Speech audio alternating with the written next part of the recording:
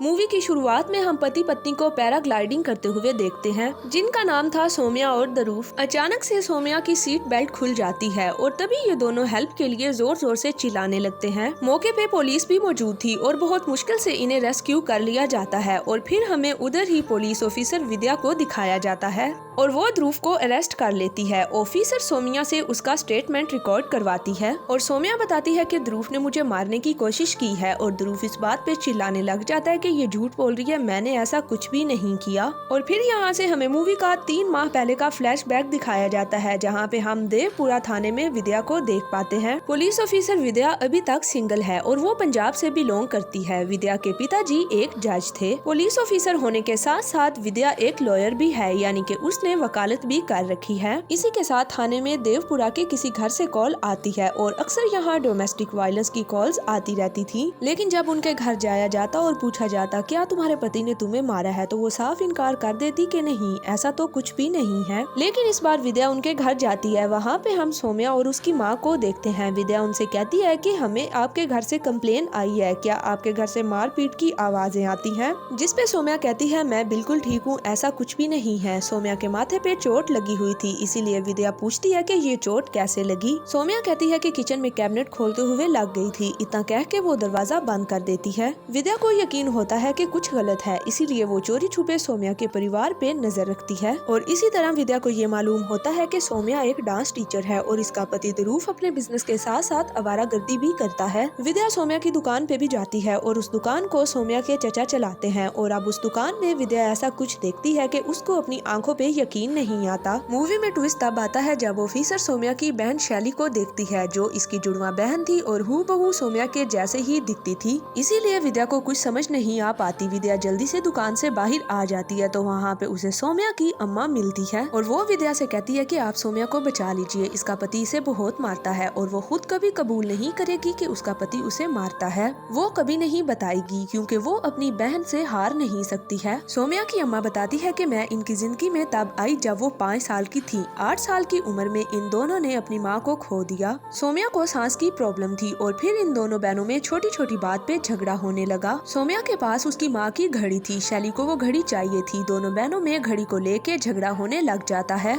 तभी अम्मा वहाँ आके शैली को समझाती है कि सोम्या बीमार है और घड़ी उसे दे दो। इसी तरह हर छोटी छोटी चीज में झगड़ा होने लग गया। बीमारी की वजह से सोम्या की केयर ज्यादा की जाती थी और उसकी जिद भी पूरी की जाती थी। और ये सब देख के शैली के अंदर सोम्या के लिए नफरत पैदा होने लगी और वो अब अपनी बहन को बर्दाश्त ही नहीं कर सकती थी। और ऐसे ही ये नफरत इस कदर बढ़ने लगी कि शैली ने सोम्या को इतना मारा कि वो बेहोश हो गई। और इस सब के चलते शैली के पापा ने उसको हॉस्टल भेज दिया। ज्यादा शराब पीने की वजह से सोम्या के पापा की भी डेथ हो जाती है और इस सब के बाद सोम्या की दिमागी हालत भी खराब होने लग गई। सोम्या की हालत बिगड़ने लगी, सांस की बीमारी, ऊंचाई से डर लगना और दूसरी तरफ शैली ने छुट्टियों में भी घर आना बंद कर दिया था। उसे अपनी बहन से इस कदर नफरत थी कि हॉस्टल को ही उसने अपना घर बना लिया था। घर वो अपने पापा के लिए आती थी और अब वो अपनी बहन की शक्ल तक देखना नहीं चाहती थी। और फिर खबर आती है कि कुछ दिन के बाद शैली घर आने वाली है, लेकिन उससे पहले एक तूफान आता है जिसका नाम था ध्रुव। ध्रुव की मुलाकात सोम्या से होती है और वो दोनों अच्छे दोस्त बन जाते हैं। लेकिन सोम्या के दिल में ध्रुव के लिए कुछ अलग ही फीलिंग्स थी। ध्रुव सोम्या को पैराग्लाइडिंग के लिए लेके जाता है और वो बताती है कि उसे ऊंचाई से बहुत डर लगता है, लेकिन ध्रुव उसकी हर एक बात को इम्पोर्टेंस देता है और उसकी बहुत केयर करता है। फिर सोम्या ध्रुव को अपने परिवार से मिलवाने के लिए घर लेके जाती है और बदकिस्मती से उसी दिन सोम्या की जुड़वा बहन शैली घर आ जाती है।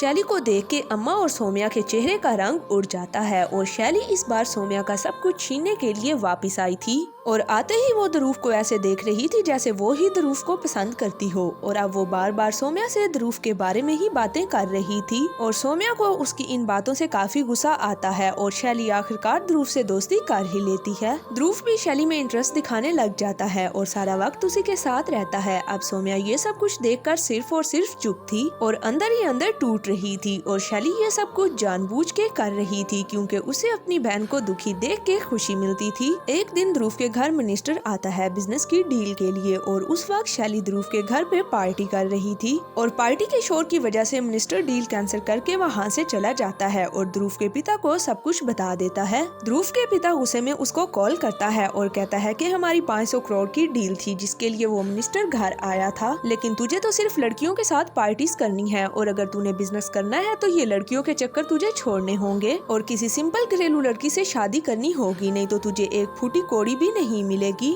अब जैसा कि ध्रुव के पिता ने कहा था कि उसको किसी घरेलू लड़की से शादी करनी होगी तो वो लड़की सौम्या ही थी, शैली तो बिल्कुल ही नहीं। इसीलिए ध्रुव अगले ही दिन सौम्या को प्रपोज कर देता है और जब ये सब शैली को मालूम होता है तो इसके दिल में जो नफरत थी अब वो डबल हो जाती है। उसको लगता है कि इसकी बहन ने इसे ध्रुव को छीन लिया है। कुछ दिनों बाद सौम्या और ध्रुव की शादी हो जाती है। शैली के अंदर बदले की आग जल रही थी, अब उसे सौम्या से ध्रुव को छीनना था। शादी वाले दिन सौम्या जैसी सेम ड्रेसिंग करके शैली होटल आ जाती है जिससे सौम्या बहुत परेशान हो जाती है। कुछ दिन सब कुछ नॉर्मल रहता है लेकिन शादी के 2 माह बाद ध्रुव का गुस्सा बढ़ने लग जाता है और साथ ही बिजनेस में भी रुकावटें आने लग गयी और इसी तरह ध्रुव सौम्या पे भी हाथ उठाने लग गया। लेकिन सौम्या इस तरह की लड़की थी कि वो अपनी शादी बचाने के लिए अपना सब कुछ दाव पे लगा देगी और कभी भी कंप्लेन नहीं करेगी। फिर विद्या सौम्या की अम्मा से कहती है कि आपने मुझे सारी कहानी तो सुना दी लेकिन मुझे ये सब कुछ साबित करने के लिए प्रूफ चाहिए होगा। विद्या अम्मा से कहती है कि आप कैसे भी कोशिश करके उसकी वीडियो बनाए। घर जाके अम्मा शैली से पूछती है कि तूने वापस हॉस्टल कब जाना है, लेकिन शैली कहती है कि मुझे तो ध्रुव ने यहाँ रोका हुआ है, जब वो मुझे वापस जाने का कहेगा तो मैं वापस चली जाऊंगी। और ये सब कुछ सौम्या सुन रही होती है। सौम्या ये सुन के गुस्से में सालन में मिर्च ज्यादा डाल देती है और इसी डिनर पे ध्रुव का कोई क्लाइंट आने वाला होता है। जैसे ही वो सालन खाता है तो उसको मिर्चें लग जाती हैं। मिर्च इस कदर तेज थी कि वो जोर जोर से चिल्लाने लग जाता है और इस सब को लेके ध्रुव गुस्से में अंधा हो जाता है और सौम्या के पास जाके उसका हाथ मोड़ कर तोड़ने की कोशिश करता है और पागलों की तरह उसको मारता है। अम्मा वीडियो बनाने की कोशिश करती है लेकिन वीडियो नहीं बन पाती। ध्रुव इस कदर सौम्या को पीटता है कि अगली सुबह अम्मा को उसको ट्रीटमेंट के लिए डॉक्टर के पास ले जाना पड़ता है और रास्ते में उनको विद्या मिल जाती है। वो फिर से सौम्या को समझाती है कि तुम अपने जालिम पति के खिलाफ कंप्लेन क्यों नहीं करती और सबको ये पता है कि वो तुम्हें मारता है। और इस पे सौम्या का यही जवाब था कि सबको ये नहीं पता कि मुझसे प्यार भी बहुत करता है। और अगले ही पल ध्रुव सौम्या को लेके थाने आ जाता है और सीनियर पुलिस ऑफिसर से बात करता है कि ये मैडम हमारे पीछे ही पड़ गई हैं और इनसे कह दीजिए कि हमारे घरेलू मामले में दखल ना दें। विद्या अपने सीनियर को बताती है कि ये अपने पत्नी पे डोमेस्टिक वायलेंस करता है, ये उसके साथ मारपीट करता है और इसका सबूत इसकी पत्नी के मुंह पे छुपा हुआ है जो कि उसने मेकअप से छुपाया हुआ था। लेकिन सौम्या फिर से यही कह देती है कि मैंने आपको पहले भी बताया था कि मुझे कैबिनेट लग गई थी। अगले सीन में हमें एक पार्टी दिखाई जाती है जहाँ पे ध्रुव सौम्या को ड्रिंक करने को कहता है लेकिन वो ड्रिंक करने से इनकार कर देती है और फिर से ध्रुव शैली के सामने सौम्या पे गुस्सा करता है और सौम्या वहाँ से रोते रोते चली जाती है। फिर वो शैली से कहती है कि तू हमारी लाइफ से चली क्यों नहीं जाती और शैली उसे कहती है कि क्या मेरे जाने से तेरी लाइफ में सब कुछ ठीक हो जाएगा। सौम्या उसे कहती है कि हम बच्चे के बारे में सोच रहे हैं और हमें फैमिली स्टार्ट करनी है। अगली सुबह ध्रुव को किसी काम से बाहर जाना था। सौम्या उसे कहती है कि हमें अब बच्चा प्लान कर लेना चाहिए। इस बात से ध्रुव को गुस्सा आ जाता है और वो बात को घुमाता है, मुझे तुम जैसी बीमार बीवी नहीं चाहिए थी, मैंने तुम्हें चुनने में गलती कर दी,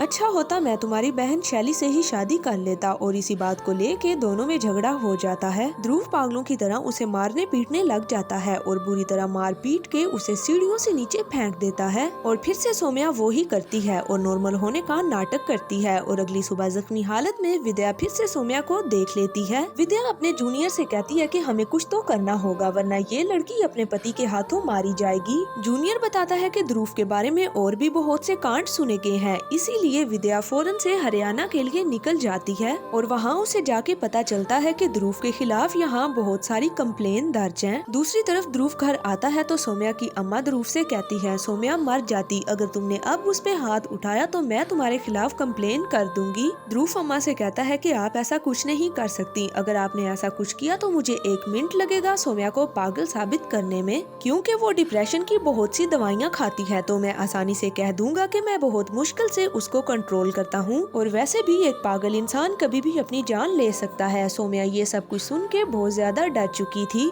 रोते रोते वो अपनी माँ की फोटो साफ करने लग जाती है। तभी वहाँ पे शैली आती है। वो उसकी हालत देख के कहती है कि तुम ध्रुव को छोड़ क्यों नहीं देती। सौम्या उसकी किसी भी बात का कोई भी जवाब नहीं देती। थी। और फिर शैली कहती है कि तुम्हें जो करना है तुम वो करो। रात को ध्रुव को शैली बताती है कि वो थानेदारनी हरियाणा गई थी। ध्रुव गुस्से में विद्या के घर जाता है और उसे धमकी देकर आता है। अगले दिन विद्या ध्रुव और सौम्या को थाने बुलाती है और वो सौम्या को बताती है कि ये हरियाणा से भागकर आया है, इसके खिलाफ वहाँ मर्डर के केसेस दर्ज हैं और तुझे ये जान से मार देगा, अब तो सच बोल दे। सौम्या इस पे कहती है कि हमारे बीच सब ठीक है, हम एक दूसरे से प्यार करते हैं और फैमिली भी शुरू करने वाले हैं। अगले दिन होली थी और सौम्या की अम्मा विद्या को कॉल करके बुलाती है। वो बताती है कि सौम्या और ध्रुव साथ में हैं और वो उसे वैली पॉइंट लेकर गया है। ये लोग उनके पीछे निकलते हैं और शैली भी इनके साथ जाती है। जब वहाँ पहुँचते हैं तो ध्रुव और सौम्या हेल्प के लिए चिल्ला रहे थे। सौम्या की सेफ्टी बेल्ट खुल जाती है। ये वही सीन था जो हम लोगों ने मूवी की शुरुआत में देखा था। इनको रेस्क्यू करने के बाद विद्या ध्रुव को अरेस्ट कर लेती है और फाइनली सौम्या ध्रुव से तंग आकर उसके खिलाफ कंप्लेन कर देती है। और अब विद्या सौम्या का केस खुद लड़ती है क्योंकि पुलिस ऑफिसर होने के साथ साथ वो एक लॉयर भी थी। अदालत में विद्या बताती है कि हमारे देश में हर साल 4000 औरतों की घरेलू तशद्दुद की वजह से मौत हो जाती है और जो मर जाती हैं वो तो अपना केस लड़ नहीं सकती, लेकिन खुशकिस्मती से मेरी क्लाइंट जिंदा बच जाती है। और अब वो यहाँ खड़ी है अपने पति के खिलाफ केस लड़ने के लिए। विद्या सौम्या की कुछ मेडिकल रिपोर्ट्स दिखाती है और बताती है कि इनका पति इनको बहुत बेरहमी से पीटता है क्योंकि मिस्टर ध्रुव को अपने गुस्से पे कोई कंट्रोल नहीं है। फिर सौम्या बताती है कि होली के दिन मुझे ध्रुव पैराग्लाइडिंग के लिए लेकर गया था और उसी वक्त बच्चे की बात को लेके हम दोनों के बीच झगड़ा हो गया था और फिर ध्रुव ने अचानक मेरी सेफ्टी बेल्ट खोल दी, लेकिन ध्रुव कहता है कि ये झूठ बोल रही है। कोर्ट अगली सुनवाई तक के लिए इनको 1 हफ्ते का टाइम देता है और विद्या शैली के पास जाती है और उसको एक नोटिस देती है और कहती है कि अगली सुनवाई पे तुम्हें अदालत में आना ही होगा। शैली से पूछा जाता है कि क्या कभी ध्रुव ने सौम्या पे हाथ उठाया। शैली कहती है कि मैंने कभी भी ध्रुव को सौम्या पे हाथ उठाते नहीं देखा और ना ही सौम्या ने मुझे कभी कुछ बताया है। विद्या शैली को कहती है कि तुम क्या सच बताओगी, तुम तो खुद इन दोनों के बीच आती थी।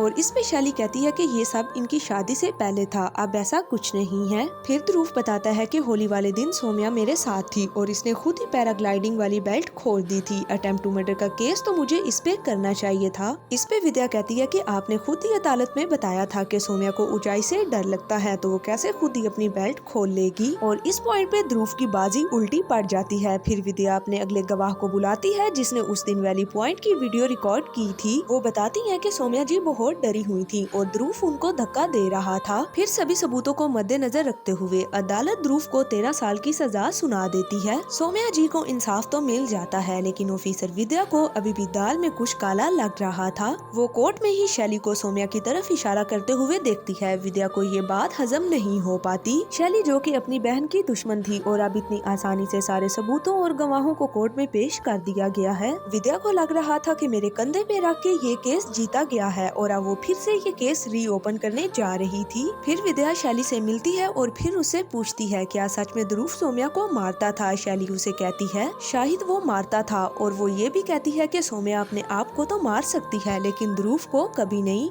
और ये सुनने के बाद विद्या को मालूम हो जाता है कि पैराग्लाइडिंग पे क्या हुआ था। फिर यहाँ हमें एक फ्लैशबैक दिखाया जाता है। उस रात जब शैली सौम्या के पास जाती है तो वो अपनी माँ की फोटो देख के कह रही थी कि मैंने अपनी माँ को मार दिया। दरअसल सौम्या के पिता उसकी माँ को बहुत मारते पीटते थे और यही सब वो दोनों बहनें देखा करती थी। और अपनी माँ की हालत को याद करके उस वक्त शैली को अपनी बहन के दर्द का एहसास होता है। वो सोचती है कि यही सब कुछ तो हमारी माँ के साथ हुआ था और वो मन ही मन सोच लेती है अपनी बहन को आजाद करवाने का। विद्या केस रीओपन करवाती है और वो अदालत में बताती है कि मैंने ध्रुव को सजा दिलवा के गलती की है। उसने सौम्या को मारने की उस वक्त कोशिश नहीं की थी और सौम्या ने खुद ही अपनी सेफ्टी बेल्ट खोली थी। और फिर शैली को बुलाया जाता है। वो कहती है मैं अपनी माँ की मौत की जिम्मेदार खुद हूँ। वो हर एक इंसान जिम्मेदार है जिसने मेरी माँ पे होने वाले जुल्म को देखा है और चुप रहा है। मेरे चचा भी इतने ही जिम्मेदार हैं जितनी के मैं, क्योंकि उन्होंने मुझे चुप रहने को कहा था। और वो सब कुछ बताती है कि किस तरह उसके पिता उसकी माँ को मारा करते थे और वो दोनों बहनें किस तरह बचपन में अपनी माँ को पिटते हुए देखा करती थी। और ये सुन के विद्या को अपना केस रीओपन करवाने पे शर्मिंदगी होती है। उसे सब कुछ मालूम हो गया था कि इन लोगों ने ये क्यों किया है, क्योंकि ध्रुव सबके सामने सौम्या को मारता नहीं था। इसीलिए सौम्या, शैली और सारे परिवार ने उसकी हकीकत सामने लाने के लिए ये खेल रचाया और वो पैराग्लाइडिंग पे जानबूझ के ध्रुव के साथ गई और खुद ही उसने अपनी सेफ्टी बेल्ट खोल दी ताकि सबके सामने ध्रुव का असली चेहरा आ सके। विद्या कोर्ट से माफी मांग के रीओपन केस को क्लोज करती है। अब दरूफ चिल्लाने लग जाता है और इसी तरह से सौम्या को इंसाफ मिल जाता है। इसी के साथ मूवी यहाँ पे खत्म हो जाती है। अगर आप लोगों को मेरी एक्सप्लेनेशन अच्छी लगी है तो चैनल को कर दे सब्सक्राइब और वीडियो को कर दे लाइक। शुक्रिया।